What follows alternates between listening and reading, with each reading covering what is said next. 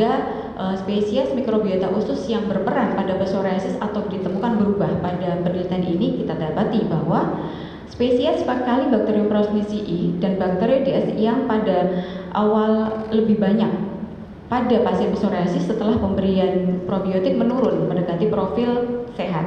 Sementara spesies Prevotella spesies dan Succinea vibrio dextrinosovens yang tadi jumlahnya lebih sedikit pada pasien psoriasis, setelah pemberian probiotik jumlahnya meningkat mendekati profil orang sehat.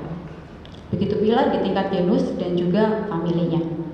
Sehingga ditemukan bahwa kelimpahan pada bakteri-bakteri tertentu yang penghasil SCFA tersebut meningkat atau menurun tapi mendekati profil orang sehat. Hasil parameter sitokin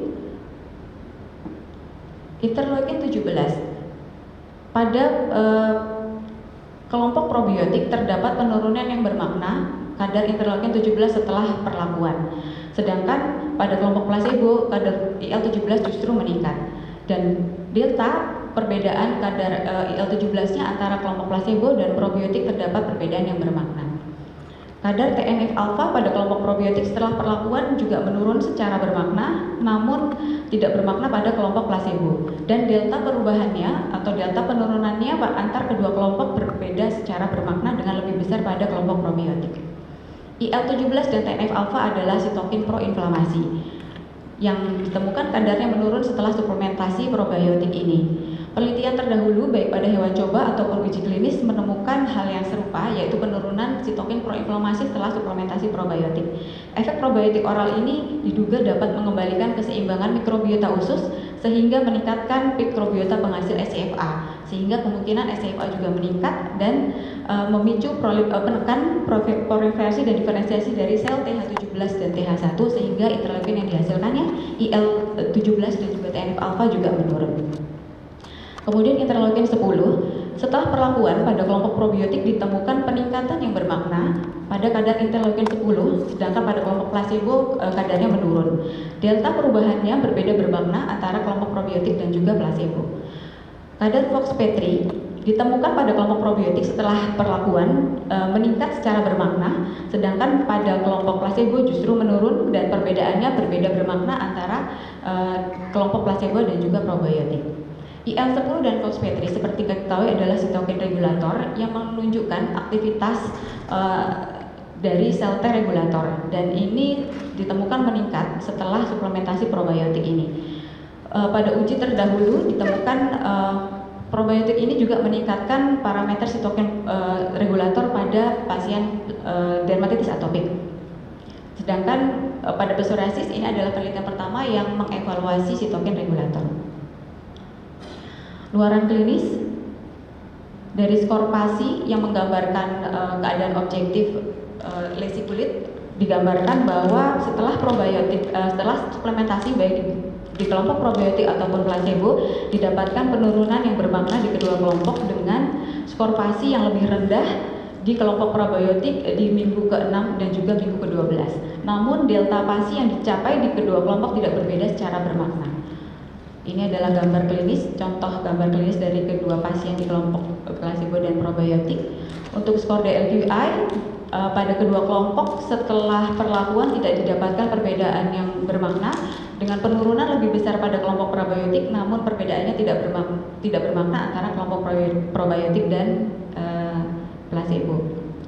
Skor PASI dinilai secara objektif oleh dokter dan menurun bermakna kepada kedua kelompok, dengan penurunan pada kelompok probiotik lebih baik.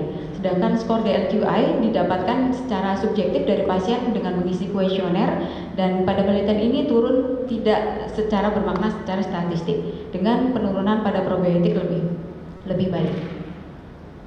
Analisis jalur. Dari analisis jalur yang dilakukan di sini tampak bahwa pemberian suplementasi probiotik dapat mempengaruhi klinis skor PASI dan DLQI melalui penurunan interleukin 17. Penurunan interleukin 17 akan menurunkan skor DLQI, yang kemudian skor DLQI menurunkan keparahan lesi dalam bentuk skor PASI. Kemudian berdasarkan jenis kelamin, Kita lihat pada pasien laki-laki terdapat delta yang berbeda bermakna Fox-Petri antara kelompok probiotik dan placebo, sedangkan pada perempuan delta yang berbeda bermakna adalah pada kadar interleukin 10 dan juga TNF-alpha. Pada analisis jalur, pasien laki-laki didapatkan di mana suplementasi probiotik mempengaruhi secara langsung skor DLQI. Sedangkan pada perempuan, pemberian probiotik menurunkan sitokin TNF-alpha dan juga meningkatkan interleukin 10, namun tidak terkait langsung pada penampakan klinis, keparahan klinis baik skor PASI maupun DLQI. Probiotik Lactobacillus plantarum ini menunjukkan efek yang berbeda antara jenis kelamin. Hal ini kemungkinan disebabkan oleh pengaruh jenis kelamin pada psoriasis sendiri dan juga pengaruh jenis kelamin pada komposisi mikrobiota usus. Efek samping selama penelitian tidak ditemukan efek samping yang serius pada subjek penelitian baik di kelompok placebo maupun kelompok probiotik. Dan keterbatasan penelitian adalah pemberian probiotik ini tidak berdasarkan kondisi disbiosis di awal perlakuan. Kesimpulan, terdapat perbedaan pola mikrobiota usus pada pasien psoriasis vulgaris bila dibandingkan dengan kontrol sehat, dan terdapat perbaikan profil mikrobiota usus setelah suplementasi probiotik Lactobacillus plantarum IS 10506. Suplementasi probiotik dapat memperbaiki disregulasi imunitas, ditunjukkan dengan menurunkan sitokin proinflamasi dan juga meningkatkan sitokin regulator. Suplementasi probiotik dapat menurunkan skor PASI lebih baik dibandingkan placebo, namun belum berbeda bermakna. Kemudian perbedaan efek suplementasi probiotik ditemukan antara pasien laki-laki dan perempuan, serta mekanisme suplementasi probiotik ini dalam menurunkan perbaikan klinis skor PASI adalah melalui penurunan kadar interleukin 17 dan juga perbaikan skor DLQI.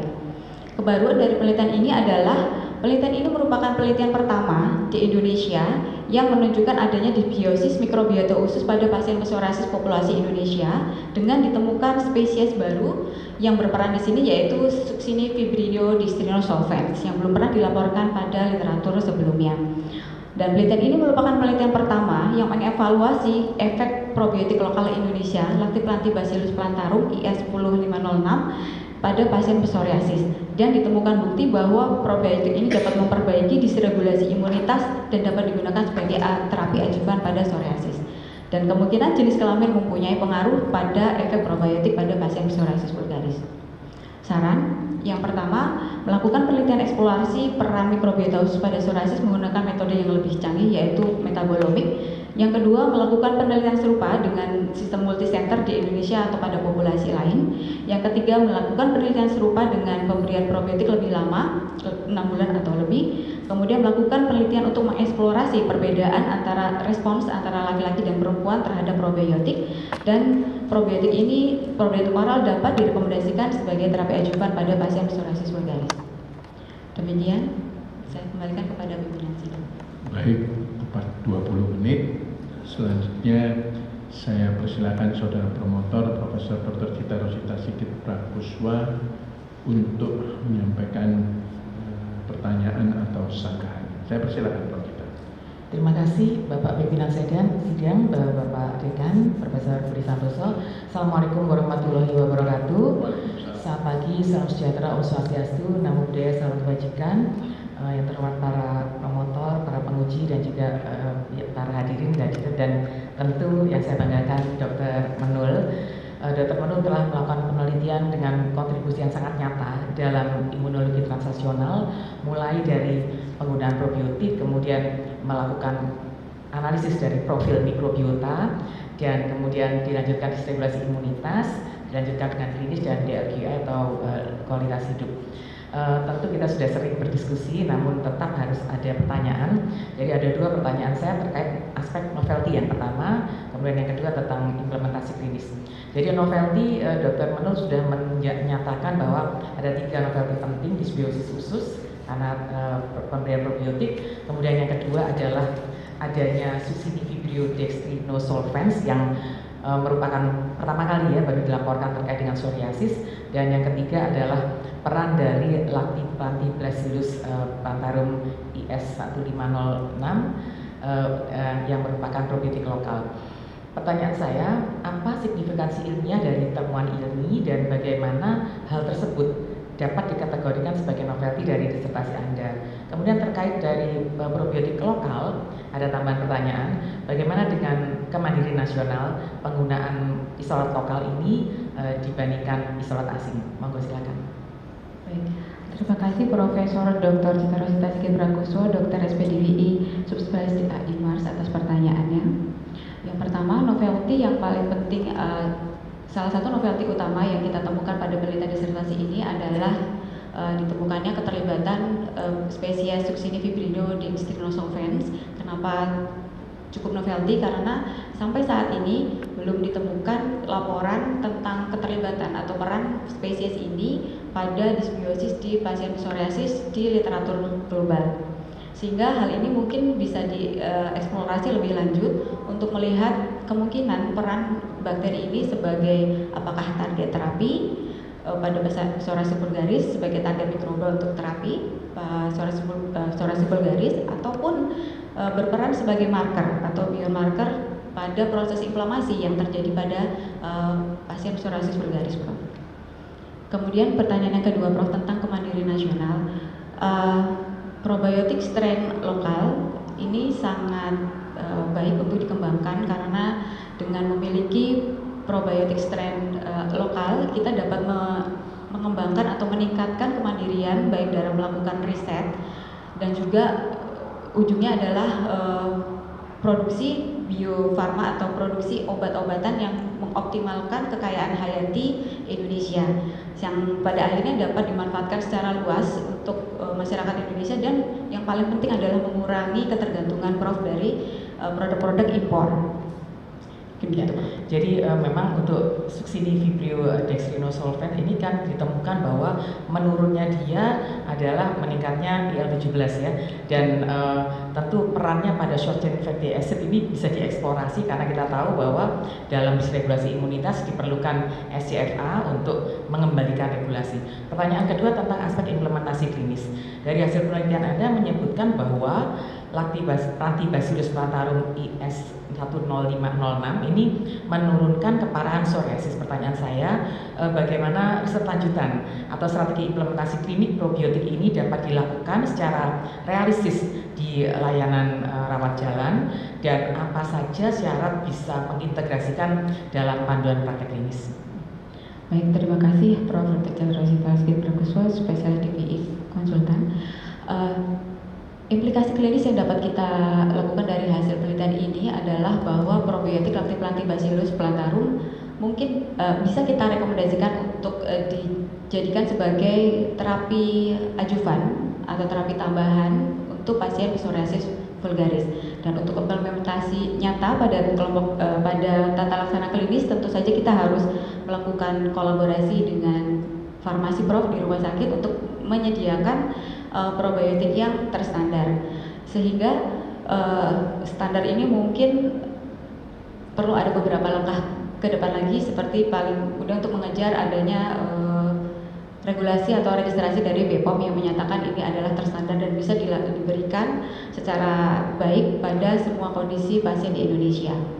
Kemudian untuk dapat memasukkannya dalam PPK atau panduan praktek klinis, tentu hasil penelitian ini masih perlu diuji kembali, Prof, seperti misalnya dilakukan pengujian di populasi yang lebih lebar dengan penelitian multicenter pada beberapa tempat, sehingga validitas eksternalnya juga meningkat dan dapat diaplikasikan pada pasien psoriasis di Indonesia, tidak terbatas hanya di Surabaya saja. Kemudian selain itu untuk penggunaan probiotik ini juga perlu kita dalami lagi tentang efek jangka panjangnya, karena yang kita lakukan hanya 3 bulan, masih 12 minggu, tapi untuk dapat memasukkannya dalam panduan praktek klinis tentu kita harus yakin tentang efek jangka panjangnya, sehingga perlu dilakukan penelitian serupa untuk mempelajari efek jangka panjangnya mungkin 6 atau 12 bulan untuk bisa melihat efek dan juga efek sampingnya. Mungkin begitu, Prof. Ya, jadi memang standarisasi nomor 1, kemudian replikasi dengan multicenter, kemudian jangka panjang terutama safety-nya ya. ada aspek safety, dan tentu kalau akan dijadikan suplemen medis ini BPOM harus melibatkan BPOM. Semoga Prof. Ingrid bisa mewujudkan cita-cita Dr. Menul. Demikian Bapak Pimpinan Sidang, terima kasih, saya sangat puas dengan jawaban Romo Venda. Matur nuwun, assalamualaikum warahmatullahi wabarakatuh. Waalaikumsalam. Terima kasih Prof. Cita Rosita. Selanjutnya kepada co-promotor Profesor Dr. Anang Endaryanto, dokter spesialis anak konsultan. Saya persilakan Prof. Anang. Terima kasih Ketua Sidang, Pak Dekan, Prof. Santoso, serta semua promotor, dan penyangga lainnya. Salut untuk Dr. Nur yang sudah mampu melakukan riset yang sangat kompleks, saya lihat ya. Jadi ini ada aspek mikrobiologinya, ada aspek imunologi, ada aspek klinik, dan ada aspek penerapan. Saya menanyakan dua hal ya. Ini dalam penelitian ini kan Anda mengukur kadar IL-17, TNF alpha, IL-10 dan OX-53 ya, sebagai penanda imunologis ya. Pertanyaan saya, apa dasar ilmiah pemilihan keempat marker ini? Mungkin tadi disebutkan tapi belum jelas. Bagaimana keterkaitan dengan jalur immunopathogenesis psoriasis berdasarkan literatur terkini? Karena terkini ini akan bisa kita gunakan sejauh mana tingkat kebaruan. Monggo silakan. Baik, terima kasih Profesor Dr. Anang Endaryanto, spesialis anak konsultan Mars, atas pertanyaannya, Prof. Pemilihan sitokin IL-17, TNF alpha, IL-10 dan OX-53 pada penelitian ini adalah berdasarkan pada peranannya pada patogenesis psoriasis.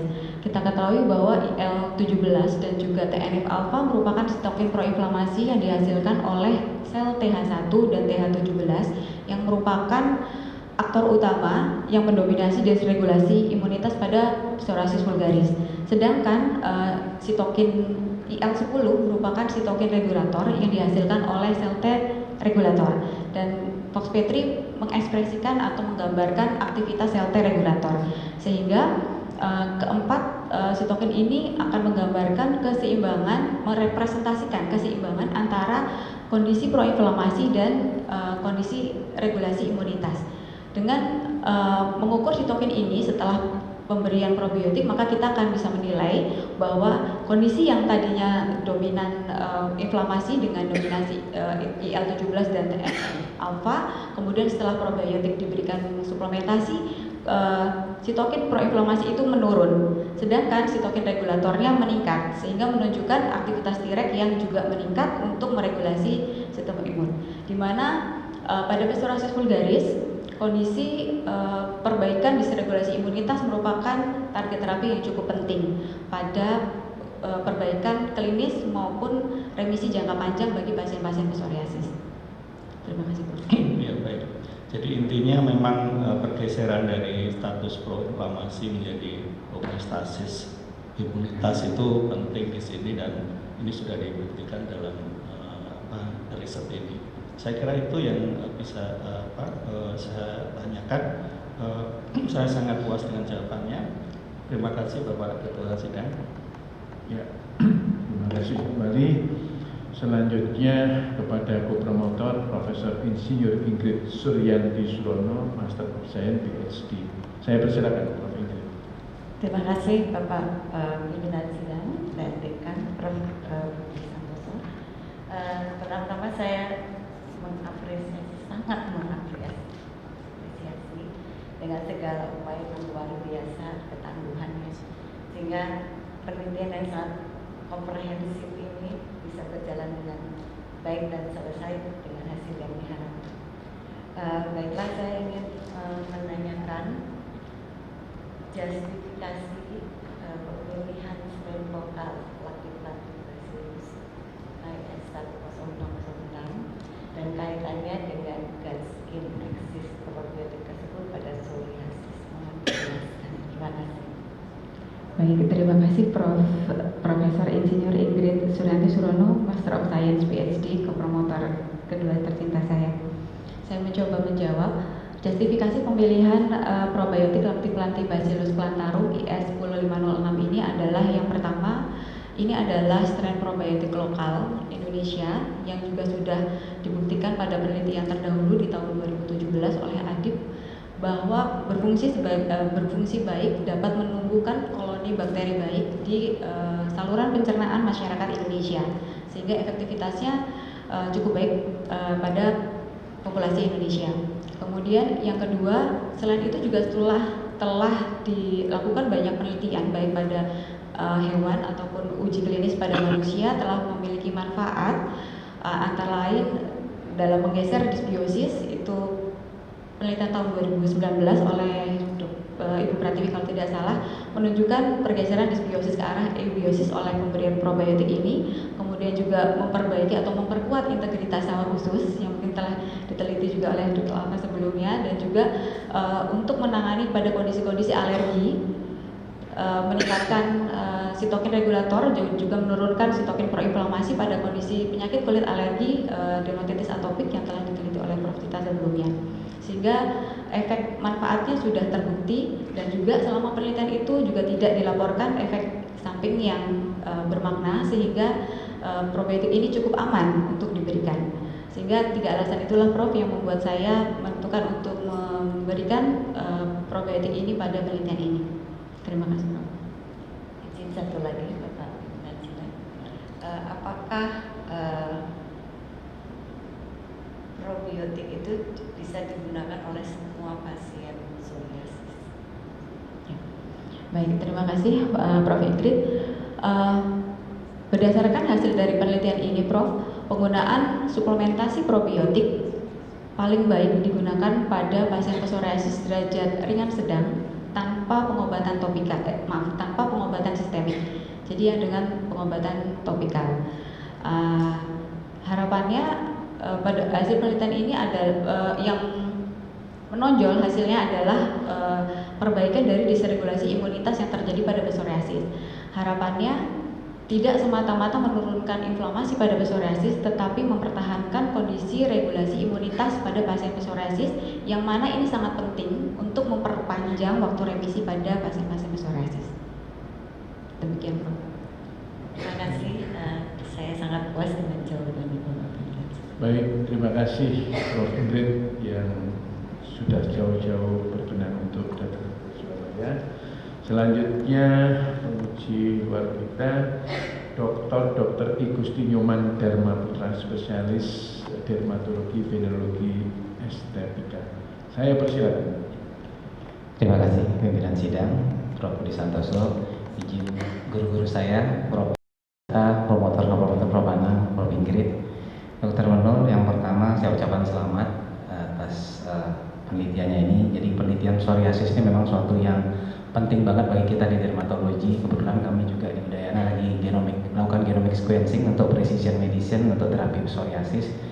Jadi psoriasis ini kan seperti Dr. sampaikan, ini kan bukan hanya yang perlu kita jaga adalah remisinya, bahwa pasien itu menderita psoriasis bukan hanya penyakitnya di kulit, tapi dia akan menjadi awal penyakit sistemik. Orang-orang psoriasis cenderung akan menjadi diabetes mellitus dan lain-lain. Tadi mungkin sudah disampaikan untuk panduan klinisnya, pengobatan. Jadi mungkin bisa lebih ditambahkan sedikit Dr. Menul, kalau misalnya kita memiliki pasien psoriasis dan seperti kita ketahui jumlah pasien psoriasis lebih banyak memang ringan sedang malahan, bukan yang berat. Bagaimana sebaiknya kita artinya dengan hasil penelitian ini pemberiannya kita apakah di awal itu seperti apa, apakah di pasien-pasien yang baru muncul psoriasis di awal sedikit-sedikit sudah kita bisa berikan probiotik ini, dan bagaimana kira-kira prognosisnya kalau diberikannya sebagai ajupan saja pada pasien yang sudah mendapatkan terapi. Dan mungkin yang terakhir tambahan seperti apa yang mungkin harapan yang bisa diberikan kepada pasien psoriasis ini, karena jumlahnya tentu sangat banyak sebenarnya, dan banyak kan tidak ke rumah sakit tapi ke dokter praktek, dan harapan bagi mereka seperti apa dari hasil penelitian ini kan. Baik. Terima kasih Dr. I Gusti Nyoman Dharma Putra, SPDVE subspesialis OBK atas pertanyaannya, Dok. Pemberian probiotik pada pasien psoriasis sebagai suplementasi memang dari hasil penelitian ini paling baik diberikan pada pasien yang ringan sedang tanpa terapi sistemik, karena mungkin pemberian terapi sistemik pada psoriasis kita ketahui adalah agen imunosupresan, di mana pemberian agen imunosupresan sistemik mungkin akan mengganggu efektivitas dari probiotik itu sendiri. Kapankah diberikan pada pasien psoriasis? Pada pasien psoriasis yang ringan bisa diberikan bersamaan dengan terapi topikal. Harapannya mempercepat atau meningkatkan efektivitas terapi topikal dalam menurunkan inflamasi, karena kita tahu tadi ternyata probiotik oral juga menurunkan kadar sitokin proinflamasi, namun tetap diteruskan sampai dia remisi. Jadi setelah remisi pun masih mengkonsumsi itu untuk mempertahankan kondisi regulasi imunitas yang terjadi. Dan betul kata Dokter Dharma bahwa pasien-pasien psoriasis ini sangat turun kualitas hidupnya karena tidak hanya lesi di kulit yang itu juga sudah mengganggu rasa percaya diri mereka, tetapi komplikasi ke sistemiknya pun seringkali mengganggu kualitas hidup. Sehingga harapannya dengan ditemukannya efektivitas suplementasi probiotik ini, Dok, yang pertama mengurangi keharusan mereka mengkonsumsi obat imunosupresan jangka panjang yang kita ketahui juga memiliki beberapa efek samping yang tidak menyenangkan bagi pasien. Kemudian yang kedua, dengan semakin lamanya remisi dan semakin cepatnya turunnya inflamasi, maka akan memperbaiki kualitas hidup pasien-pasien itu sendiri. Dan yang ketiga mungkin pada aspek ekonomi, jadi biaya dan waktu yang dihabiskan pasien untuk berobat selama ini karena psoriasis ini kumat sembuh, itu akan jauh lebih berkurang. Demikian. Terima kasih atas jawabannya, saya sangat puas. Terima kasih Bu Nasdem. Baik, selanjutnya penyangga di sisi sebelah kanan saya, Dr. Rebecca Juniati Setiabudi, Dr. Master of Science, spesialis mikrobiologi klinik. Saya persilakan Dr. Rebecca. Terima kasih untuk kesempatan yang diberikan kepada saya, Prof. Budi Santoso, sebagai pimpinan sidang. Saya juga izin kepada promotor dan co-promotor dan semua penyangga untuk memberikan pertanyaan. Saya tertarik saya selamat dulu kepada Dr. Menul karena penelitiannya sangat kompleks, ini saya lihat sampai ke sequencing.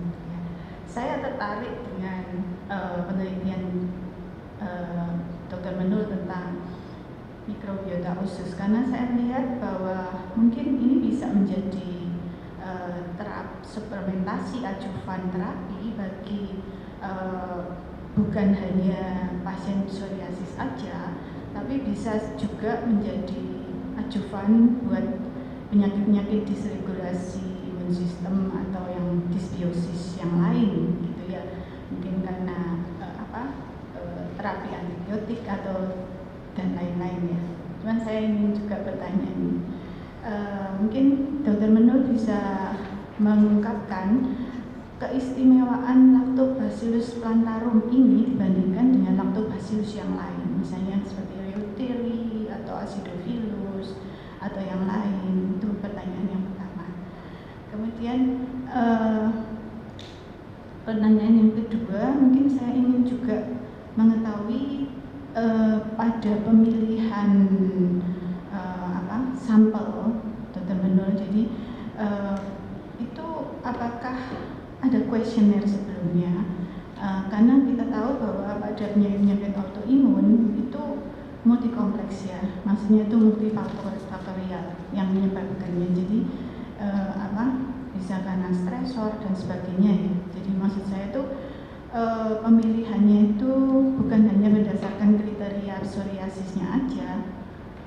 Apakah ada kuesioner juga ke sampel sebelumnya? Itu aja.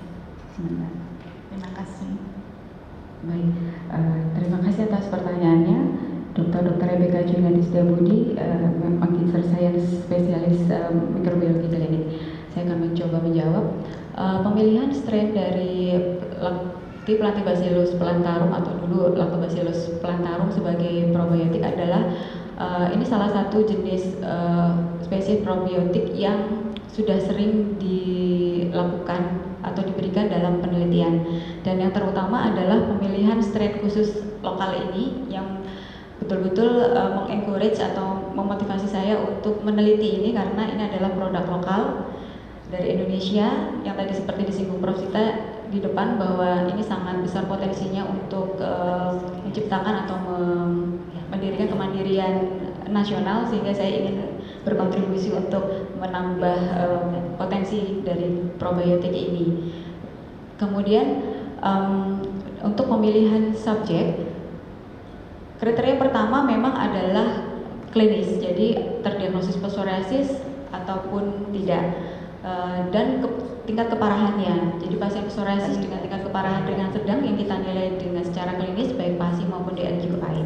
Namun dalam pengambilan datanya kita juga melakukan pendataan komorbid yang ada, kemudian faktor pencetus yang terjadi pada pasien tersebut, sampai dengan pola makan juga kita catat, karena itu semua mempengaruhi dari struktur atau pola mikrobiota usus dan juga respons penyakit psoriasisnya terhadap terapi. Demikian mungkin. Cuma jadinya. Boleh satu lagi, Prof. Saya ingin tahu apakah sudah ada standar dosis terapi dari uji klinis yang lain mungkin untuk diterapkan ke pasien. Itu saya ingin tahu. Baik, terima kasih Dr. Rebecca. Untuk strain probiotik ini dosis terapinya dari satu penelitian ke penelitian lain memang terus berkembang. Pernah diberikan satu kali 10/10 CFU. Penelitian terakhir pada dermatitis atopik kita berikan 2 kali sehari dengan dosis 1 kali 10/10 CFU, dan itulah yang saya adopsi pada penelitian ini.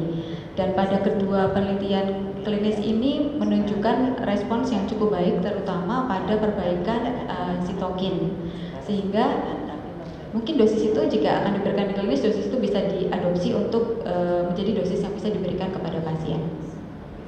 Gitu. Oke, saya puas dengan jawabannya. Terima kasih. Ya, sama-sama. Selanjutnya Dr. Alfa Farda Hadiah, dokter spesialis anak konsultan. Bismillahirrahmanirrahim. Assalamualaikum warahmatullahi wabarakatuh. Pertama terima kasih Prof. untuk kesempatannya. Yang berikutnya juga selamat untuk para promotor dan kopromotor dan tentu saja yang berbahagia hari ini ya, Promovenda Dr. Menul. Pertama kali saya membaca buku disertasinya, saya langsung apresiasi, angkat jempol. Kalau bisa 4 angkat semua, karena tentunya melakukan uji klinis, kita yang di klinik penyembuhan melakukan uji klinis bersama tim saja itu berat, apalagi ini dilakukan sendiri oleh Promovenda. Tentunya ini adalah sangat berat. Saya tahu pasti ada cerita kisah darah, air mata, waktu dan tenaga pasti yang sudah terjadi gitu. Oke, saya apresiasi sekali karena melakukan uji klinis dengan outcome klinis, kemudian outcome imunologis, dan yang berikutnya adalah outcome untuk diversity mikrobiota. Nah, setelah apresiasi terus tanya ya. Yang pertanyaan yang pertama tergelitik justru setelah saya tadi mendengarkan presentasi. Di saran itu dituliskan bahwa saran yang kedua itu melakukan multisenter. Saya tadi dari diskusi dipahami bahwa kita memerlukan replikasi agar penelitian dengan pada pasien psoriasis vulgaris ini pemberian probiotik akan memberikan efek yang konsisten. Tapi yang lebih tergelitik pada yang saran yang ketiga, mengapa Dr. Menul menyampaikan perlu lebih lama diberikan probiotiknya? Apakah memang ada hasil-hasil yang belum menjadikan ekspektasi dari Promovenda? Itu dulu. Baik, terima kasih atas pertanyaannya, Dr. Alfa Farda Hadiah, spesialis anak konsultan. Pada saran yang ketiga, saya tuliskan untuk melakukan penelitian serupa dengan durasi yang lebih lama, karena berdasarkan hasil penelitian saya ini ditunjukkan bahwa pemberian probiotik Lactobacillus plantarum IS 506 ini telah berhasil menunjukkan efek menggeser profil mikrobiota usus dari dysbiosis menuju ke arah eubiosis, dan juga yang paling penting adalah menunjukkan efektivitasnya dalam meregulasi disregulasi imunitas, jadi menurunkan sitokin proinflamasi dan meningkatkan sitokin regulator. Namun pada parameter klinis hasilnya belum tampak secara optimal, sehingga kemungkinan proses itu sudah berjalan, namun masih butuh waktu lebih lama untuk mencapai keluaran klinis. Sehingga dalam hal ini saya menyarankan untuk dicoba dilakukan untuk lebih lama lagi. Begitu, Dok. Terima kasih. Boleh satu lagi ya, Prof? Saya setuju memang secara klinis dari scoring dari baik PASI atau itu tidak terlalu terlihat ya, meskipun itu sudah berapa, saya setuju. Kemudian untuk yang berikutnya mengenai diversitas mikrobiota, bahwa kita tahu individu sehat pun misalnya antara saya, Dr. Rebecca, Dr. Agung di sebelah saya ini mungkin komposisi mikrobiotanya kan berbeda. Kita tidak sama persis ya. Nah, apakah sudah dilakukan semacam pemilihan kontrol sehat nih terutama? Karena kan kita melihat bahwa kontrol sehatnya saya baca adalah kontrol sehat yang non psoriasis. Apakah juga dilihat bagaimana dengan diet, kemudian komorbid penyakit yang lain, jenis kelaminnya, karena tadi psoriasisnya kan juga dilihat lebih dalam sepertinya pada jenis kelamin ya, bahkan pada saran juga disebutkan lagi akan lebih efeknya pada jenis kelaminnya bagaimana, mungkin bisa dijelaskan. Baik, terima kasih Dr. Alfa. Untuk diversitas mikrobiota pada kontrol sehat, memang pada penelitian ini kriteria kontrol sehat hanyalah yang bukan pasien psoriasis. Kondisi komorbid yang lain hanya dicatat, sedangkan diet juga kami catat. Jadi baik pasien psoriasis maupun subjek kontrol sehat dietnya kami catat. Setelah dicatat sempat dianalisis sedikit, ternyata tidak ada perbedaan tipe diet, sehingga diasumsikan memang jika berbeda itu adalah karena penyakitnya.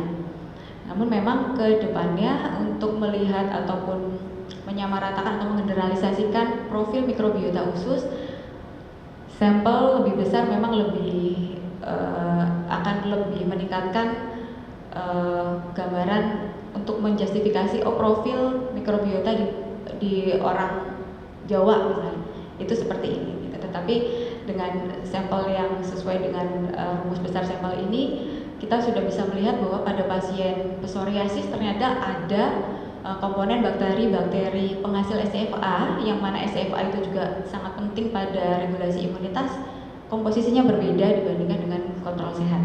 Sehingga dari situlah diasumsikan bisa kita lihat terdapat disbiosis ataupun perbedaannya yang disebabkan oleh penyakitnya kemungkinan. Begitu mungkin, Dokter. Terima kasih, Prof. Sangat puas dengan jawabannya. Baik, terima kasih. Sampai tambah-tambah pertanyaannya. Selanjutnya kepada Dr. Agung Dwi Wahyu Widodo, Dokter Master of Science, spesialis mikrobiologi klinik. Saya persilakan, Dokter. Ya, terima kasih, Prof. Peserta sidang. Pertama-tama saya ucapkan terima kasih Dr. Menul. Ini kurang beberapa menit saja ini yang sah dokternya.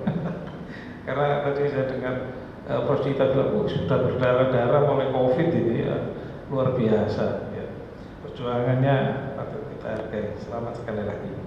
Ada dua pertanyaan dari saya. Tapi di buku ini saya juga baca parameter mikrobiologi tadi diukur, parameter imunologi juga diukur. Tadi mikrobiologinya banyak ditanyakan. Saya tanya imunologi aja sesuai bidang saya. Yang diukur kan 3 sitokin dan 1 faktor transkripsi. Ya. Masukan dari saya, tolong faktor transkripsi yang FOXP3 ini dibahas lebih dalam, karena ini nanti menjadi temuan yang cukup luar biasa. Sekarang dunia sedang meneliti FOXP3 ya, yang digunakan, yang banyak diteliti. Dia banyak diteliti di vaskuler ya, kemudian ditemukan banyak temuan terkait peran FOXP3 pada autoimun. Jadi ini salah satu temuan yang cukup menarik karena kita menemukan angkanya naik ya pada saat dilakukan treatment. Pertanyaan saya adalah tadi kan di penelitian terakhir Anda melakukan uji analisis jalur, ya. Saya ingin tahu interaksi apa yang Anda temukan pada analisis jalur pada TNF alpha, EL17 dan EL10 serta dengan FOXP3 ya, di analisis jalur yang Anda lakukan. Pertanyaan kedua saya adalah, saya tertarik Dr. Rafael tadi sempat meneliti saya. Di SARA itu Anda menyebutkan diteliti peran probiotik ini pada laki dan perempuan. Ini apa ya penjelasannya? Mungkin itu pertanyaan saya. Silakan dokter menjelaskan. Terima kasih atas pertanyaannya, Dr. Agung Dwi Wahyu Widodo, Magister Sains Medclin, spesialis mikrobiologi klinik konsultan. Pada analisis jalur yang saya lakukan, pemberian probiotik ini mempengaruhi sitokin tersebut dengan lebih kuat, yaitu pada sitokin proinflamasi interleukin 17 dan TNF alpha, pemberian probiotik menurunkan kadarnya. Kemudian probiotik juga meningkatkan kadar interleukin 10 dan juga FOXP3, dan kadar peningkatan FOXP3 ini menurunkan kadar TNF alpha, sehingga memang dari sini terlihat bahwa aktivitas dari sel T regulator yang mungkin diekspresikan oleh FOXP3 tadi ternyata berkorelasi dengan penurunan kadar TNF alpha yang merupakan sitokin proinflamasi, dok. Kemudian yang pertanyaan yang kedua tentang menggali lebih lanjut efek probiotik pada laki-laki dan perempuan. Pada penelitian ini ditemukan efek yang berbeda. Artinya pada pasien laki-laki pemberian probiotik langsung mempengaruhi DLQI. Jadi itu merupakan salah satu parameter yang dinilai gangguan kualitas hidup akibat keparahan psoriasis. Sementara pada subjek perempuan, pemberian probiotik lebih banyak mempengaruhi kadar sitokin, proinflamasi maupun regulator, tapi belum menunjukkan efeknya terhadap klinis. Kemudian disampaikan bahwa ini perlu digali lebih lanjut karena pada penelitian ini belum bisa dibuktikan karena memang tidak dibagi antara laki dan perempuan, sehingga belum bisa dibuktikan apakah betul probiotik ini lebih kuat mempengaruhi sitokin proinflamasi dan T regulator pada perempuan. Karena kalau secara teori pada pasien psoriasis laki-laki sering ditemukan keparahan klinisnya lebih berat, sedangkan pada perempuan keparahan klinisnya tidak berat-berat sekali, tetapi kualitas hidupnya lebih terganggu. Dan hormon perempuan yang kita tahu seperti estrogen itu punya efek antiinflamasi. Jadi pada pasien psoriasis yang hamil biasanya keparahannya malah berkurang. Sehingga dari situ kita melihat kemungkinan jenis kelamin ini juga akan mempengaruhi responsnya. Dan di penelitian ini dengan pemberian probiotik jalurnya juga berbeda. Itu memberikan rangsangan atau ide baru bahwa itu mungkin perlu digali, karena ketika kita temukan mungkin pemberian suplementasi probiotik bisa lebih personalifikasi. Mungkin pada pasien laki-laki atau perempuan efeknya lebih baik yang mana. Mungkin begitu, dok. Terima kasih. Ya, terima kasih penjelasannya. Saya puas. Terima kasih, Dok. Baik, selanjutnya kepada Profesor Sudeto, Dr. Master of Science PhD, saya persilakan. Prof. Sudeto. Terima kasih pimpinan sidang Prof. Budi Santoso sekaligus Dekan Fakultas Kedokteran Universitas Airlangga.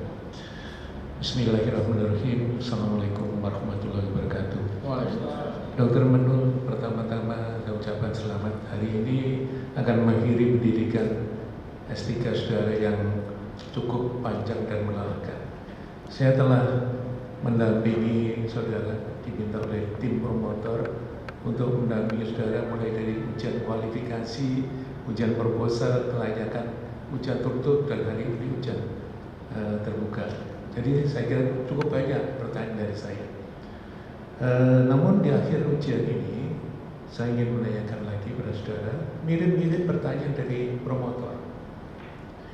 Kalau promotor tadi menyampaikan tentang prospek untuk pemanfaatan di Indonesia sehingga menunjang kemandirian terhadap obat-obatan. Pertanyaan saya lebih luas lagi, Dr. Menur. Bagaimana kira-kira prospeknya kalau Lactobacillus plantarum IS 1056 ini digunakan untuk global? Apa kira memungkinkan ataukah menurut pemikiran saudara harus dikombinasikan dengan strain yang lain di multi strain? Itu yang pertama. Yang kedua, tentang saran. Saudara menyarankan pada saran pertama tentang pemanfaatan atau penelitian lebih lanjut tentang metabolomi. Saya setuju sekali, karena ilmu kedokteran ke depan akan mengarah ke precision medicine. Precision medicine tentu saja dasarnya adalah genomik dan objeknya adalah DNA, transkriptomik objeknya proteomik objeknya adalah protein, kemudian metabolit. Tadi jam 8 baru saja saya menguji ujian S3 beserta neurologis dari Rumah Sakit PON Jakarta, juga melakukan analisis tentang neurometabolit pada pasien stroke, pasca stroke, terkait dengan rasa nyeri. Sekarang terkait dengan usul saudara di saran yang pertama tentang metabolomi. Kira-kira metabolit apa yang akan saudara lakukan penelitian lebih lanjut terkait dengan kelanjutan penelitian ini, Dr. Menur? Terima kasih. Assalamualaikum warahmatullahi wabarakatuh. Terima kasih atas pertanyaannya Profesor Dr. Sucipto, MS PhD, yang telah mendampingi saya dari sejak awal sekali saya pendidikan di S3 ini. Saya mencoba menjawab, Prof. Yang pertama, potensi penggunaan ataupun pemanfaatan probiotik Lactobacillus plantarum IS 1056 ini untuk global, menurut saya selalu ada potensi, Prof. Namun tentu harus dibuktikan dahulu, karena seperti sudah dibahas sebelumnya bahwa komposisi atau struktur mikrobiota usus sangatlah dipengaruhi oleh geografis dan juga budaya makan yang ada di tempat tersebut. Sehingga ketika kita akan mengaplikasikannya pada populasi yang jauh berbeda dengan pola makan yang berbeda, tentu efektivitasnya perlu kita lakukan uji coba dahulu. Jadi mungkin replikasi penelitian ini multisenter, tidak hanya di area-area di Indonesia, tetapi mungkin juga kita jajaki untuk dilakukan di negara lain yang mungkin sekitar Indonesia dahulu dengan etnis yang serupa dengan masyarakat Indonesia, dengan lingkungan yang mirip-mirip. Kita lihat dulu efektivitasnya. Namun untuk melihat potensi tetap ada, Prof. Kemudian untuk metabolomik, dalam pikiran saya yang dapat dikembangkan untuk penelitian metabolomik adalah untuk memastikan apakah mikrobiota yang kita temukan tadi, seperti misalnya Succini vibrio distinofans, itu betul-betul mengubah atau menghasilkan metabolit yang kita curigai terjadi untuk dapat memodulasi disregulasi imunitas, seperti suksinat misalnya, kemudian terutama adalah SCFA, asetat, butirat, dan juga propionat, Prof. Terima kasih, Prof. Baik, terima kasih. Namun yang kira-kira multi strain, isolat lokal dicampur dengan isolat dari luar, kira-kira prospeknya bagaimana, Dokter? Ya, Prof.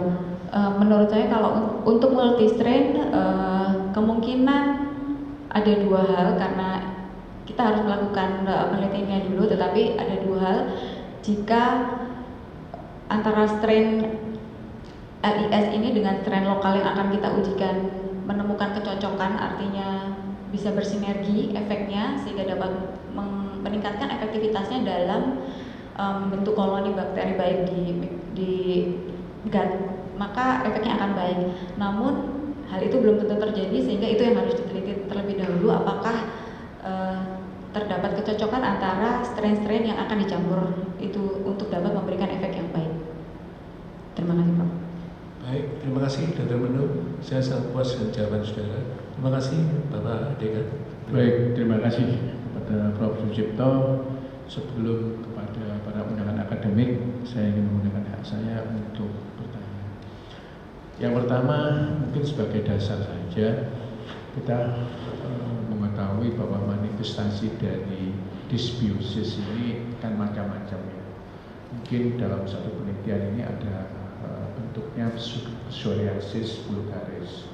Mungkin juga ada yang terkait dengan psikologis. Makanya lactobacillus bisa disebut juga untuk penggunaan kasus-kasus psikologi, psikobiotik ya, yang saya baca itu. Untuk kasus-kasus di bidang saya, infertility khususnya dengan sindrom ovarium polikistik, lewatnya adalah melalui resistensi insulin. Tapi intinya sama, dysbiosis kan. Nah, pertanyaan saya, kenapa sih kok ada yang di sini bentuknya jadi psoriasis vulgaris, di sini bentuknya ada gangguan psikologis, di sini resistensi insulin, dan bahkan yang lain. Kenapa sama-sama dysbiosis dan dysbiosis tapi manifestasi klinisnya itu bisa berbeda? Yang pertama. Yang kedua, di sini disebutkan ada teori gut-brain axis. Ya. Apakah untuk yang kasus manifestasi psoriasis vulgaris ini hanya lokal atau regional tanpa melalui aksis, atau yang aksis itu hanya mungkin psikologis, kelainan-kelainan psikologis saja? Di bidang saya, sekali lagi kasus-kasus endokrin, saya yakin pasti ada yang aksis melalui sentral. Nah, pertanyaan saya untuk psoriasis vulgaris ini apakah juga melalui sentral aksis atau hanya mungkin regional atau lokal saja dari gut langsung ke psoriasis vulgaris? Terima kasih. Saya betul-betul nggak paham saja. Terima kasih. Baik, terima kasih Prof atas pertanyaannya, kepada Prof. Dr. Budi Santoso, SPOG Subspesialis VR. Atas pertanyaannya Prof, saya coba menjawab. Yang pertama tentang dysbiosis mikrobiota usus dengan manifestasi klinis yang berbeda-beda. Dari yang saya pelajari Prof, mikrobiota usus ini adalah suatu komunitas yang sangat dinamis, yang terdiri dari populasi berbagai jenis mikrobiota, bakteri dan mikrobiota lainnya, bahkan dengan fungsi masing-masing yang interaksinya sangat dinamis. Tidak bisa kita, bahkan pola dysbiosis pun tidak bisa kita seragamkan pada penyakit A seperti ini, pada penyakit B seperti ini, karena misalkan bakteri A menurun pada penyakit ini, namun penurunan ini belum tentu menjadi penyebab penyakit tersebut seperti pada psoriasis. Tetapi kadang-kadang karena turunnya bakteri tersebut, maka metabolit yang merupakan makanan dari bakteri yang lain akan turun, sehingga metabolit yang diciptakan oleh bakteri yang lain itu tadilah yang menyebabkan penyakit. Dan karena interaksinya pun sangat dinamis, efeknya pun sangat dinamis Prof. Pada pasien psoriasis dengan predisposisi genetik terkena psoriasis, terjadinya penurunan bakteri penghasil SCFA, maka akan memicu lupus minoris resisten yang sudah ada di predisposisi genetiknya itu untuk terjadi psoriasis. Mungkin hal yang sama juga terjadi pada pasien-pasien dengan predisposisi genetik untuk penyakit yang lain, sehingga manifestasi klinisnya mungkin bisa berbeda-beda. Itu sepanjang yang saya pahami Pak. Kemudian yang kedua tentang gut-brain axis. Pada psoriasis, peran dari psikologis atau sentral dari brain sangat penting juga Prof, karena faktor stresor psikologis menjadi faktor yang tidak terpisahkan dari psoriasis. Bisa menjadi pemicu, yang juga dari pengalaman klinis kami, lebih dari 50% pemicu pasien psoriasis kami adalah stresor psikologis, dan juga sekaligus bisa menjadi dampak. Karena penyakit psoriasis, pasien memiliki stres psikologis, bahkan meningkat risikonya terjadi depresi. Sehingga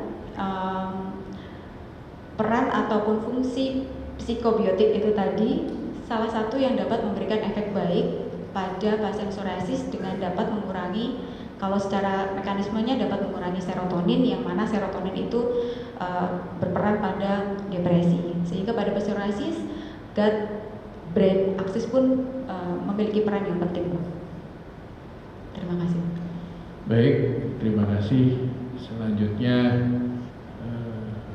kita tawarkan kepada para undangan akademik untuk mengajukan satu pertanyaan. Jadi kalau penyangga haknya 2, tapi untuk undangan akademik 1, ya.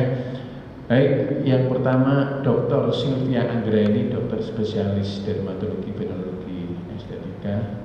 Saya persilakan. Assalamualaikum warahmatullahi wabarakatuh. Selamat siang, Prof. Prof Budi selaku pimpinan sidang, promotor, kopromotor, penyangga, dan para hadirin yang saya hormati. Terima kasih atas kesempatannya. Pertama, terima kasih, selamat ya Dr. Menul, teman seperjuangan saya atas kerja kerasnya dan hari ini bisa lulus dokter. Ikut senang dan bangga. Mungkin pertanyaannya hanya satu, pada penelitian yang Dr. Menul lakukan, kira-kira apakah probiotik yang diteliti ini bisa menjadi terapi standar untuk psoriasis, dan apakah mungkin ada interaksi dengan terapi psoriasis yang standar lainnya? Terima kasih. Wassalamualaikum warahmatullahi wabarakatuh. Baik, terima kasih atas pertanyaannya, Dr. Sylvia Anggraini, spesialis DVI subspesialis DAI, teman sobat sambat saya setiap hari. Jadi probiotik dari hasil penelitian ini mungkin bisa saya sampaikan bahwa penggunaan probiotik bisa disarankan untuk menjadi terapi adjuvan atau suplementasi pada psoriasis vulgaris. Dan apakah ada interaksinya dengan terapi yang standar sekarang? Tentu terapi sistemik imunosupresan mungkin yang sudah saya sebutkan tadi, bahwa psoriasis terapi utamanya adalah imunosupresan sistemik bagi yang berat. Itu dikhawatirkan dapat mengganggu efektivitas terapinya karena mungkin koloninya jadi tidak optimal dan sebagainya, sehingga tidak menimbulkan efek yang seperti yang kita harapkan. Sehingga direkomendasikan pemberian suplementasi probiotik ini pada psoriasis yang tidak menggunakan sistemik imunosupresan, jadi mungkin yang derajat ringan dan sedang. Tapi untuk menjadikannya standar masuk ke PPK masih mungkin ada beberapa langkah yang harus kita lakukan dahulu. Terima kasih. Terima kasih Dr. Menul, saya sangat puas dengan jawabannya. Baik, selanjutnya Insinyur Ari Wirahadi, sarjana teknik, master teknik.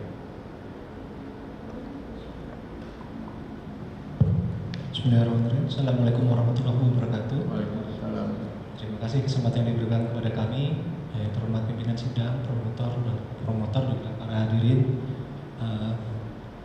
Perjalanan yang panjang dari COVID sampai sekarang dengan berubahnya lebih menjadi preliminary penelitian Dr. Menul. Cuman kami mungkin hanya boleh mengajukan satu pertanyaan saja.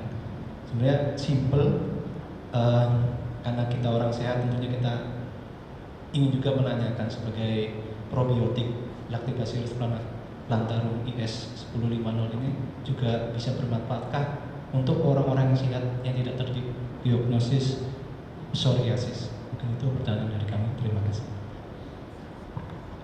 Baik, terima kasih atas pertanyaannya Bapak Insinyur Ari Wirahadi, sarjana teknik, magister teknik. Penggunaan probiotik pada orang sehat yang tidak sakit psoriasis dimungkinkan masih memiliki manfaat yang sangat baik, karena kembali lagi bahwa peran ataupun manfaat dari probiotik itu adalah untuk menjaga homeostasis dari mikrobiota usus, yang kaitannya dengan sistem imun di tubuh adalah menjaga homeostasis sistem imun di tubuh. Sehingga dengan kondisi sistem imun yang regulasi yang kuat, maka juga akan mencegah terjadinya penyakit-penyakit tertentu, seperti misalnya kalau zaman COVID kan kita lihat itu bisa bisa mengurangi kecenderungan seseorang untuk terkena infeksi. Begitu pula dengan fungsinya dalam menjaga barier usus atau memperkuat sawar usus, sehingga tidak mudah terjadinya infeksi saluran cerna. Jadi tidak sakit psoriasis pun saya rasa suplementasi probiotik masih dapat bermanfaat. Terima kasih. Terima kasih atas sama. Baik, selanjutnya kepada Anissa Radista Wardani, Master of Science.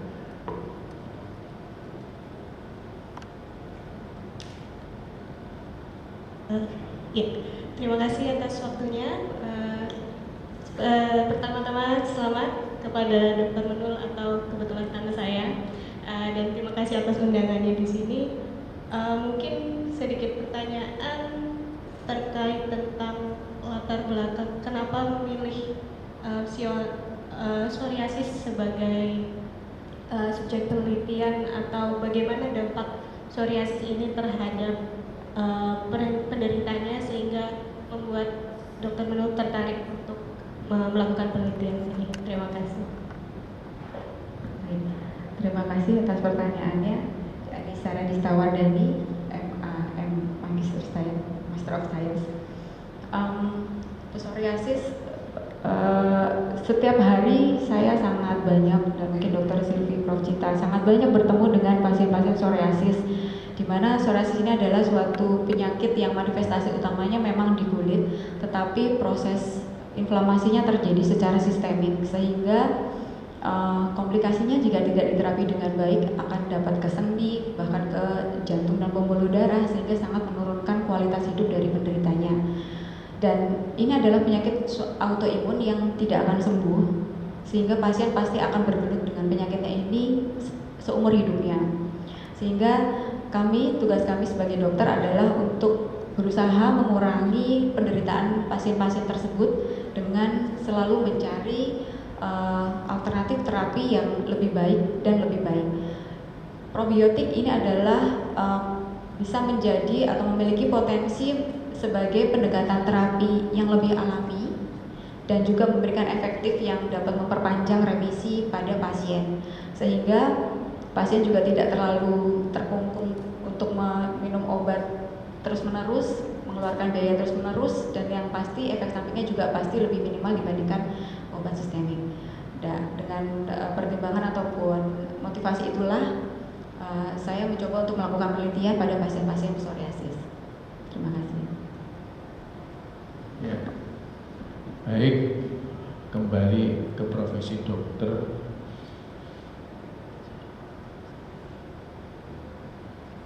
Krisno Adi Raharjo, Dokter Hewan, Master of Science. Saya persilakan. Terima kasih pimpinan sidang Prof. Budi Santoso, dan mohon izin untuk Bapak Prof. Dr. Promotor, Kopromotor dan tim penyangga. Ya, saya ucapkan terima kasih dan atas undangan dari Dr. Menul. Saya juga ucapkan selamat untuk Dr. Menul atas pencapaiannya hingga hari ini. Juga kami dari tim di ITD sedikit banyak ikut melihat perjuangan Dr. Menul untuk menyelesaikan studinya. Ada sedikit pertanyaan yang mungkin bisa saya tanyakan. Personalized terapi, mungkin kaitannya juga dengan Prof. Sucipto tadi terkait precision medicine. Apakah jika memang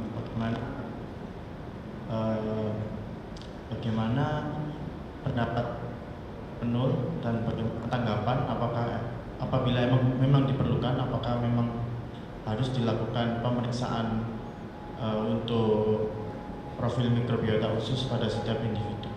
Terima kasih.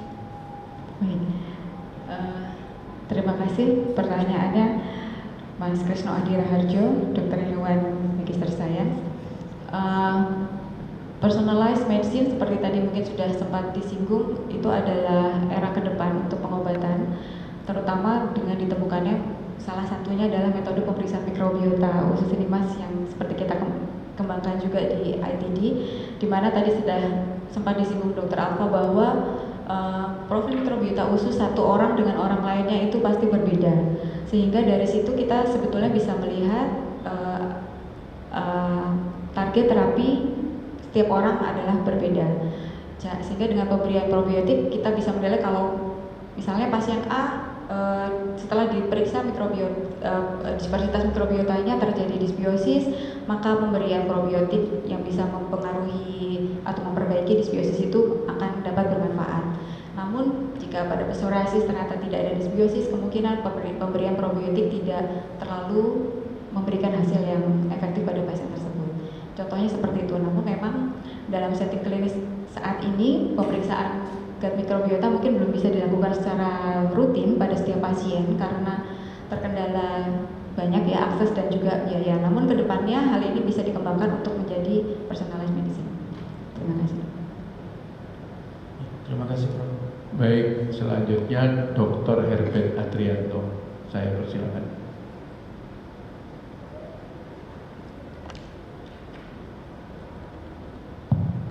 Baik, terima kasih untuk kesempatannya dari pimpinan sidang Pak Budi Santoso. Pertama-tama saya ucapkan selamat kepada Dr. Menul. Tinggal sedikit lagi ya dok ya.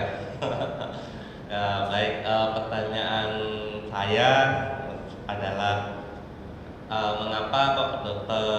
Menul tertarik untuk terapi adjuvannya ini menggunakan probiotik yang Lactobacillus plantarum yang apa istilahnya mungkin kurang apa ya namanya belum begitu terkenal mungkin ya, tapi saya bisa dibetulkan maksudnya dalam artinya produknya di komersil di pasaran. Nah itu kenapa kok tidak memilih probiotik yang lain seperti mungkin yang umum seperti yogurt atau mungkin apa ya kefir dan sebagainya yang produk Lactobacillus yang lain, dan kedepannya apakah mungkin bisa dikonsumsi secara langsung oleh masyarakat secara bebas untuk mengurangi sakitnya atau memang tetap harus dikawal secara klinis. Terima kasih.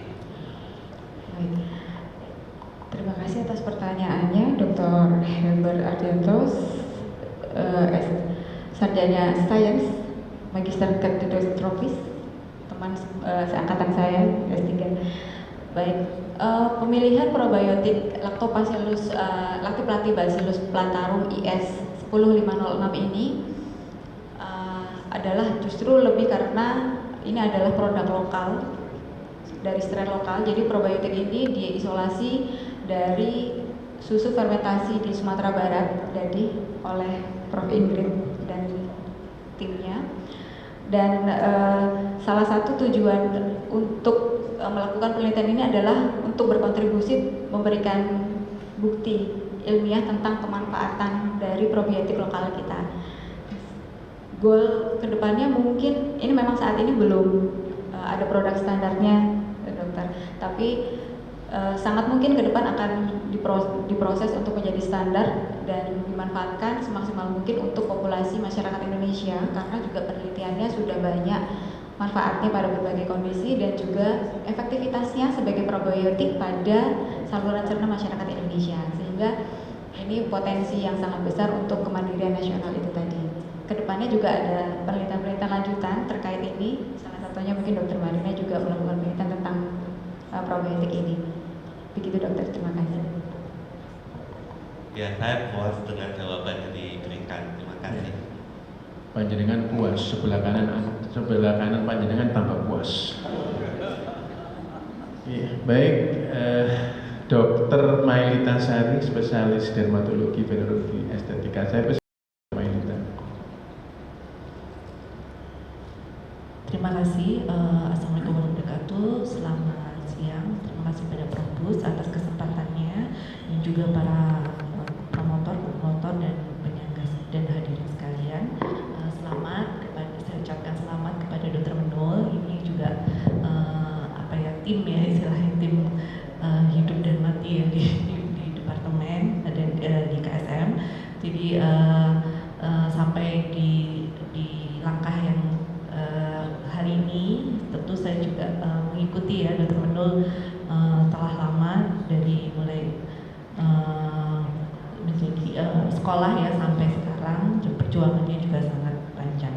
Untuk pertanyaannya mungkin apakah selain potensi tadi ya mungkin untuk Lactobacillus di penelitian lain ya, kalau untuk penyakit selain penyakit kulit lain selain psoriasis, apakah ada menurut Dr. Menul apakah ada potensi pemakaian Lactobacillus plantarum ini untuk penyakit kulit lain? Terima kasih, Dok. Baik, terima kasih atas pertanyaannya, Dr. Maya Prasari, spesialis DVE subspesialis OPK, salah satu sobat sampel juga di DVE. Jadi penggunaan Lactobacillus plantarum IS 10506 ini tentu mempunyai potensi untuk sebagai terapi ataupun adjuvan pada berbagai penyakit kulit selain psoriasis. Seperti sebelumnya telah diteliti oleh Prof. Tita dan tim juga pada penyakit dermatitis atopik. Jadi penyakit alergi dan yang berbasis alergi dan autoimun kemungkinan dapat mendapatkan manfaat yang baik dari penggunaan probiotik ini karena fungsinya yang dapat meningkatkan sel T regulator. Jadi dapat memperbaiki kelebihan respons imun yang tidak diharapkan dengan meningkatkan sel T regulator. Jadi mari kita lakukan penelitian berikutnya. Terima kasih. Baik, sampun Dr. Maita. Sampun, Prof. Sidang ujian akhir terbuka yang saya hormati, permohonan maaf kami sampaikan kepada para undangan akademis yang belum mendapatkan suatu kesempatan untuk bertanya. Selanjutnya, pimpinan sidang akan mengadakan rapat yudisium untuk menetapkan predikat disertasi promovenda paling lama sebelumnya. Promovenda dan para undangan, termasuk suaminya, boleh meninggalkan ruang sidang dan dipersilakan kembali pada saat pengumuman hasil yudisium. Sidang ujian terbuka kita buka kembali. Berdasarkan hasil rapat yudisium ujian doktor terbuka dan setelah mempertimbangkan prestasi yang telah dicapai Promovenda selama dalam pendidikan, ketekunan dan kesungguhan kerja Promovenda dalam melakukan penelitian, ketelitian dan ketekunan dalam mempelajari kepustakaan, kemampuan Promovenda dalam menarik kesimpulan yang bermanfaat. Cara Promovenda mempertahankan disertasi yang menggambarkan kemampuan Promovenda dalam menguasai dengan baik bidang ilmu yang diteliti. Semangat Promovenda dalam upaya menyelesaikan pendidikan serta kredibilitas ilmiah dan kegunaan serta sumbangan yang berharga dari disertasi Promovenda untuk ilmu pengetahuan. Selain itu juga memperhatikan penilaian yang dilakukan oleh panitia ujian tertutup tanggal 5 Mei 2025 yang diketuai oleh Profesor Sucipto, Dr. Master of Science, PhD, dan segala peraturan dan wewenang yang ada pada program studi ilmu kedokteran Fakultas Kedokteran Universitas Airlangga, maka dengan ini pimpinan sidang memutuskan bahwa disertasi saudara Promovenda diterima. Dan dengan demikian, Saudara Menul Ayu Umurwati, dokter spesialis dermatologi, venerologi, estetika, subspesialis DAI, telah menyelesaikan pendidikan doktor program studi ilmu kedokteran dengan masa studi 4 tahun 11 bulan, serta dinyatakan lulus dengan predikat sangat memuaskan. Kepadanya diberikan hak untuk memakai gelar doktor dengan hak dan kewajiban serta kehormatan yang menurut hukum melekat pada gelar tersebut. Dr. Menul Ayu Umurwati, dokter spesialis dermatologi, venerologi, estetika, subspesialis DAI, adalah doktor ke-1067 dari program studi doktor ilmu kedokteran Fakultas Kedokteran Universitas Airlangga. Dipersilakan kepada Promovenda untuk menyampaikan pesan dan kesannya.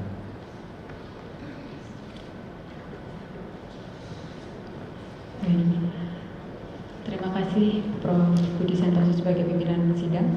Assalamualaikum warahmatullahi wabarakatuh. Waalaikumsalam.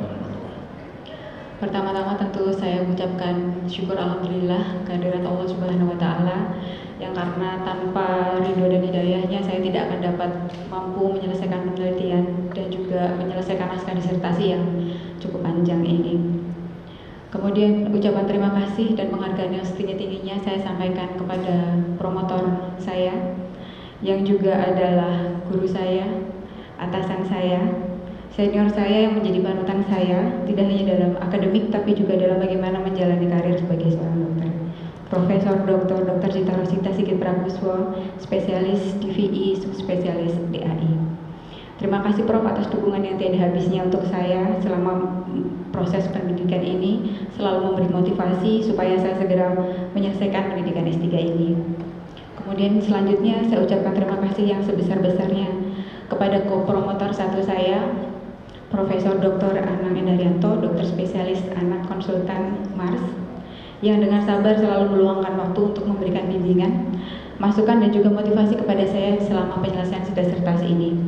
Dari beliau saya banyak terinspirasi tentang menjadi seorang pembelajar sejati, karena beliau selalu memiliki ketertarikan akan hal baru dan selalu mengikuti perkembangan ilmu pengetahuan. Ucapan terima kasih juga saya sampaikan kepada yang terhormat co-promotor 2 saya, Profesor Insinyur Inggris Suryanti Surono, MSc PhD, yang telah mengizinkan dan mempercayai saya untuk meneliti probiotik yang luar biasa temuan beliau ini. Terima kasih Prof atas bimbingan, masukan, dan suntikan semangat selalu yang sangat bermanfaat selama proses penelitian yang tidak mudah ini dan juga penyelesaian disertasi ini. Saya ucapkan juga terima kasih kepada Profesor Dr. Sucipto, MS PhD, sebagai penguji saya sejak ujian kualifikasi sampai dengan terbuka saat ini, yang atas masukan-masukan, koreksi dan arahan beliau semakin menyempurnakan disertasi ini. Kemudian kepada Dr.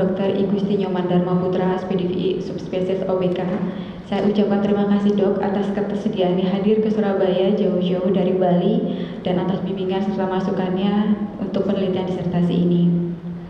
Kepada yang terhormat Profesor Dr. Budi Santosyo, Dr. SPOG konsultan subspesialis TVR, selaku pimpinan sidang terbuka siang hari ini dan juga selaku Dekan Fakultas Kedokteran Universitas Airlangga, terima kasih atas bimbingannya dan juga atas peluang serta sarana-prasarana yang telah tersedia selama saya menempuh pendidikan dokter ini.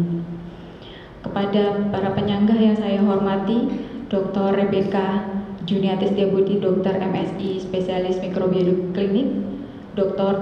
Alfa Fardah Atiyah, Spesialis Anak Konsultan, dan Dr. Agung Dwi Wahyu Widodo, MSI MCAT Klin, Spesialis Mikrobiologi Klinik.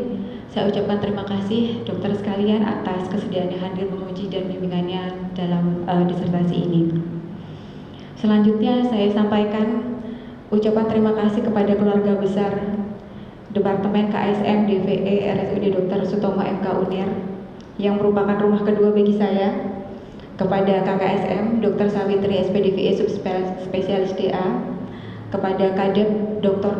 Damayanti SPDVE subspesialis DAE, serta Kadep sebelumnya Profesor Dr. M. Yulianto Listiawan SPDVE subspesialis OBK yang saat ini berhalangan untuk hadir, atas kesempatan yang telah diberikan kepada saya untuk dapat menempuh pendidikan S3 ini. Terima kasih juga kepada semua senior, guru, dan sejawat, sobat sambat, mobat mabit di Departemen KSM DVE UNER RSUD Dr. Sutomo atas segala dukungan yang hangat serta suntikan semangat yang tidak pernah berhenti selama saya menjalani pendidikan ini. Juga kepada para staf akademik, karyawan, petugas medis, dan juga adik-adik PPDS atas dukungannya selama ini. Secara khusus saya sampaikan terima kasih juga kepada keluarga saya, orang tua saya, almarhum Bapak Yugiono Herianto dan Ibu Siti Hindun yang saat ini berhalangan hadir, atas segala dukungannya dalam setiap langkah kehidupan kami.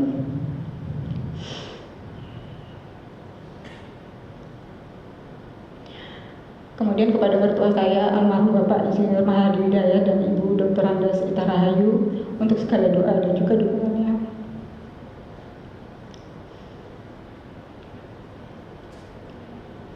Juga kepada suami saya, Insinyur Ari Wirahadi, STMT, supporter utama saya yang setelah mengizinkan dan juga mengizinkan saya untuk menempuh pendidikan doktoral, yang juga selalu sabar menampung keluh kesah cerita saya A sampai Z tentang bagaimana menjalani pendidikan ini, tapi selalu memberikan dukungan. Yang terakhir kepada anak-anak saya, Sofi Nafisa Zahra dan juga Nadia Reina Zabira.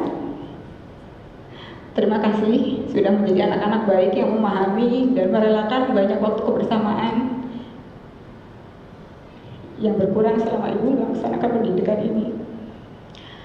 Semoga ini menjadi penyemangat Sofi dan Nadia untuk terus belajar dan menjadi manusia yang berilmu dan juga memberikan manfaat. Kepada kakak-kakak, adik-adik, om dan tante, semua keluarga besar, saya ucapkan terima kasih untuk semua dukungan dan doa untuk kelancaran pendidikan saya. Terima kasih juga kepada sahabat-sahabat saya seperjuangan program Doktor Angkatan Gasal 2020, staf akademik, pasca sarjana, serta semua pihak yang tidak dapat saya sebutkan satu persatu. Akhir kata, harapan dan doa saya menyertai disertasi ini. Semoga disertasi ini memberikan manfaat khususnya bagi para pejuang psoriasis di luar sana dan juga sejawat dokter yang merawatnya. Bermanfaat bagi perkembangan ilmu pengetahuan dan juga layanan kesehatan di Indonesia sehingga menjadi amal jariah yang tidak pernah terputus. Semoga Allah Subhanahu wa taala melimpahkan taufik dan hidayahnya kepada kita semua. Terima kasih Prof. Assalamualaikum warahmatullahi wabarakatuh. Waalaikumsalam. Dipersilakan kepada promotor untuk menyampaikan pesan dan atau pesannya. Saya persilakan Prof. Cita. Terima kasih Bapak Pimpinan Sidang. Assalamualaikum warahmatullahi wabarakatuh. Selamat pagi, salam sejahtera, Om Swastiastu, Namo Buddhaya, Salam Kebajikan. Yang saya hormati Bapak Pimpinan Sidang, Bapak Dekan, Bapak Profesor Budi Santoso, para tim promotor, kopromotor, Profesor Anang Indaryanto dan juga Profesor Ingrid S. Surono sebagai penyangga juga, dan penyangga terutama Prof. Sucipto yang bersamai kami mulai awal, guru saya, idola saya, dan kopromotor saya. Terima kasih Prof. Cip, sehat selalu. Dan tentu para penyangga yang lain dari jauh-jauh, Dr. Dharma Putra dari Bali, rekan saya, dan Dr. Rebecca, Dr. Alfa, Dr. Agung. Tentu para guru besar, sejawat dan hadirin undangan yang saya hormati, dan tentu saja yang sangat saya banggakan, Prof. Venda, Dr. Menul Ayu Uborowati, SPDVE, Sub SPDAI, dan beserta keluarga dan hadirin yang lainnya. Alhamdulillah kita bisa bertemu pada acara yang sungguh luar biasa ini dan menjadi saksi bahwa Dr. Menul, seorang klinisi dermatologi yang juga subspesialis dermatologi alergi imunologi yang telah secara gemilang mempertahankan disertasinya di hadapan Dewan Penyangga. Dan sebagai promotor saya merasa bangga dan terharu atas pencapaian ini. Bapak Ibu sekalian, dalam menyelesaikan disertasi ini tadi seperti disampaikan Dr. Alfa langsung nanya sampai piro gitu ya, habis berapa. Jadi Dr. Menul ini alhamdulillah mendapatkan hibah mandat dan juga hibah PDD 2 kali. Mohon tepuk tangan untuk Dr. Menul, nggak mudah ya. Dan saya tahu begitu jatuh bangun dan berdarah-darah, terutama pada saat itu COVID, dan untuk memeriksa profil mikrobiota awalnya ke ITD tetapi tidak memungkinkan karena menyimpang dari Imun dan terlalu banyak antrian. Kemudian ke Ekman, lah kok dilalah Ekman ditutup. Kemudian ke Mutariati Institut, ya tidak bisa juga. Kemudian sempat ke UI, antrinya panjang. Sempat ke Dr. Dharma di Bali, masih belajaran juga. Akhirnya balik lagi ke ITD. Jadi pada saat saya sebagai promotor sudah putus asa, sudah ya wis nggak usah disregulasi imunitas saja sama klinis dan DLG itu sudah bagus gitu. Tapi Dr. Menul tetap bersemangat, apalagi karena ada 3 hibah itu ya. Jadi mau nggak mau, tapi saya sangat mengapresiasi. Dan disertasi yang diangkat oleh Prof. Venda mengupas satu tema yang sangat relevan dan mutakhir dalam bidang imunodermatologi molekuler, yaitu peran mikrobiota usus dan sumbangsinya terhadap jalur inflamasi sistemik dalam psoriasis vulgaris. Dan dengan merancang uji klinik acak terkontrol tersamar ganda dan menerapkan metode NGS, penelitian ini menunjukkan bahwa suplementasi probiotik lokal Lactibacillus plantarum IS 10506 milik Prof. Ingrid mampu memperbaiki problem mikrobiota usus, meningkatkan sitokin regulator IL-10 dan FOXP3, dan menurunkan sitokin proinflamasi IL-17 dan TNF-alpha pada pasien psoriasis. Jadi ini merupakan sebuah contoh dari hulu sampai hilir sebuah translasional imunologi.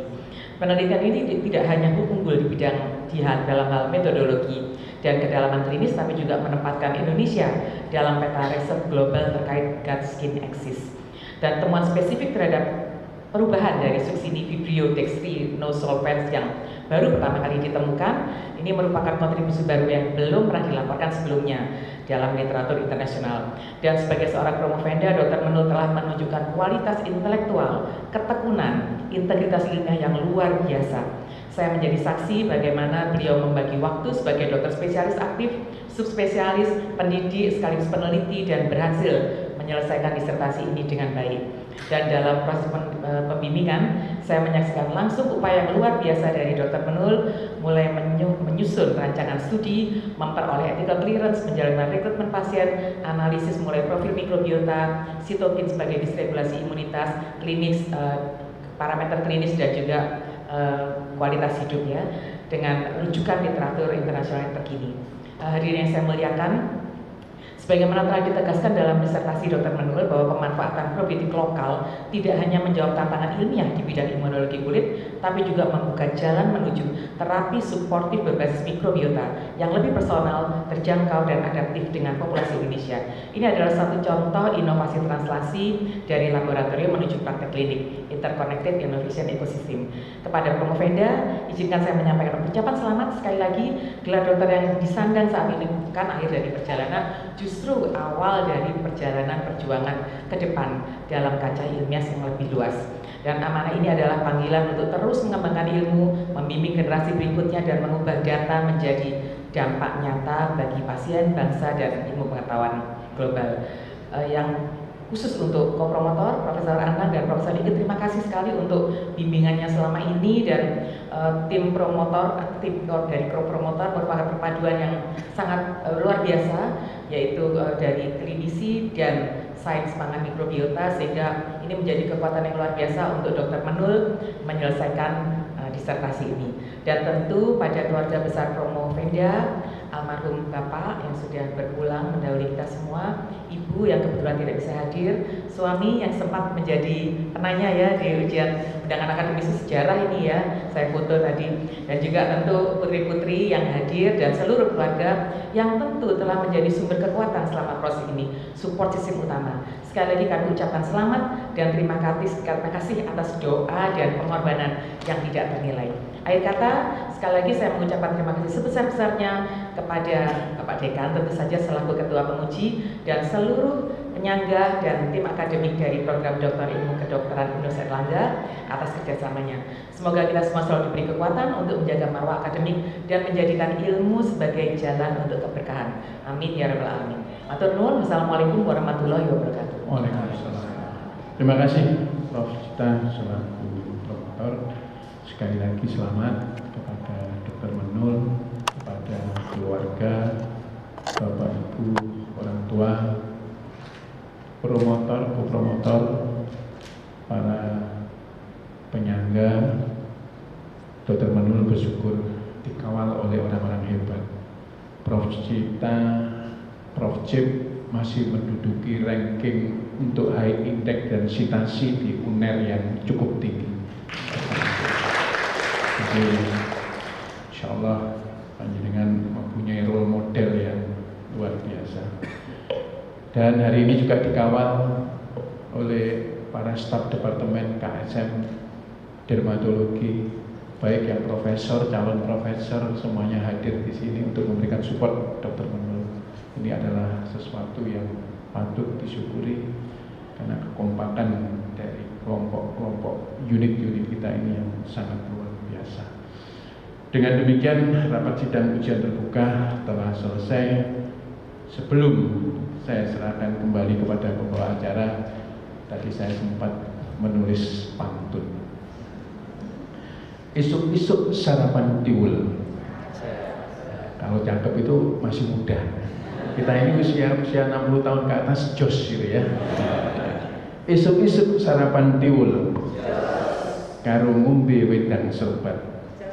Selamat Dr. Menul. Muga-muga panjenengan tambah hebat.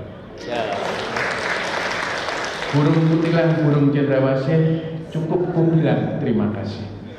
Akhirul kalam, wassalamualaikum warahmatullahi wabarakatuh.